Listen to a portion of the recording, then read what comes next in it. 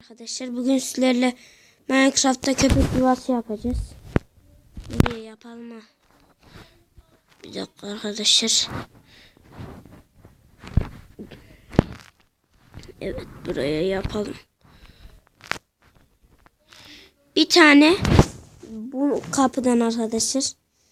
Cam çit kapısı. Bir tane köpek lazım bize. Yani köpek şey yapacağız. Şu anda şimdilik arkadaşlar bir dakika.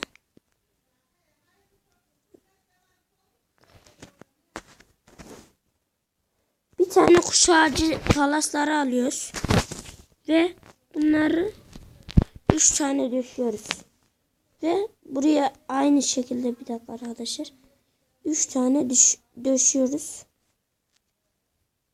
Ve buraları iş yerine kırıyoruz.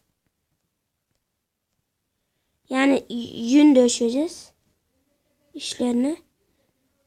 Beyaz yün, kırmızı yün fark etmez. O size kalmış bir durum. Kanalıma abone değilseniz abone olmayı unutmayın. Ben açık gri yün kapısı seçtim. Aman açık gri yün seçtim. Köpeğimiz yani orada rahat uyusun diye. Evet, böyle yaptık. Yaptıktan sonra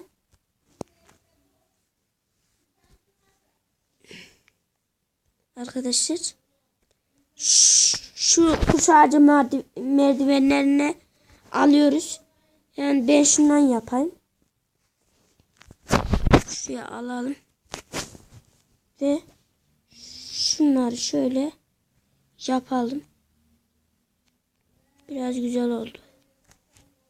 Değişiklik olsun. Evet. Böyle. Arkadaşlar. Şu arkalarda kırayım. Şunu alayım. Ve şunları koyayım. Şöyle arkadaşlar. Böyle yapalım.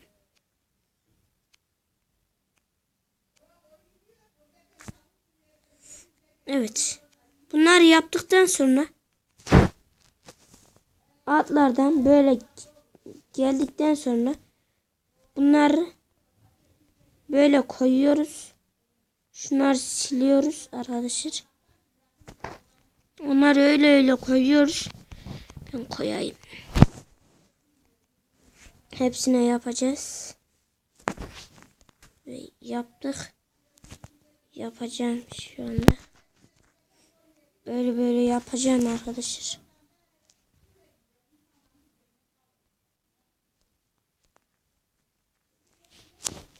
Bunu böyle. Evet.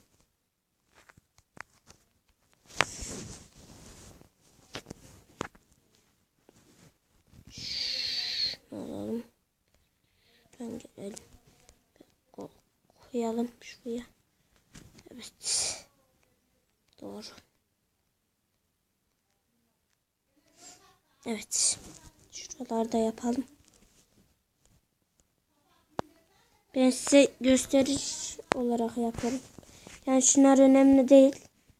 Bunları siz kendiniz seçebilirsiniz. Yani arkadaşlar.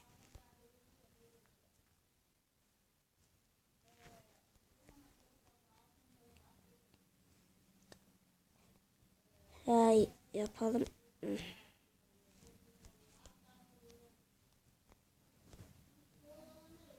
Evet. Böyle yaptıktan sonra arkadaşlar şuraları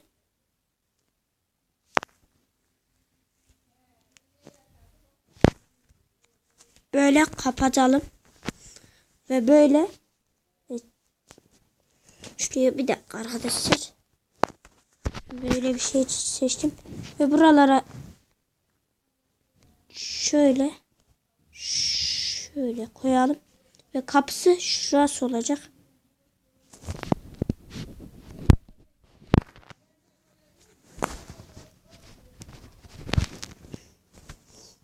Ben şuraları şöyle yapacağım.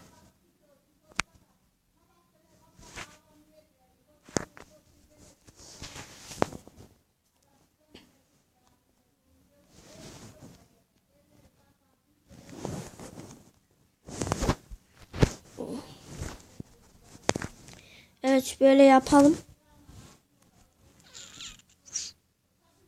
Şuraya çıt kapımızı koyalım. Ben renkli seçtim. Onu da söyleyeyim. Ve şunları arkadaşlar, şunları bir dakika.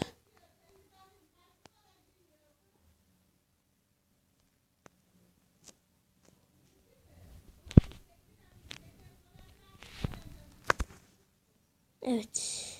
Böyle arkadaşlar. Şunu kıralım. Ve köpeğimizi içine, hatta şunu da kıralım arkadaşlar. Bir orası böyle kalsın. Ve şuraya bir tane bundan koyalım arkadaşlar. Köpeğim gel bakalım. Gel. Ve köpeğimizi tasmayla bağlayalım arkadaşlar. Bunun içine geldikten sonra oraya bağlayalım. Tamamdır. Videomu beğendiyseniz abone olmayı ve like atmayı unutmayın arkadaşlar.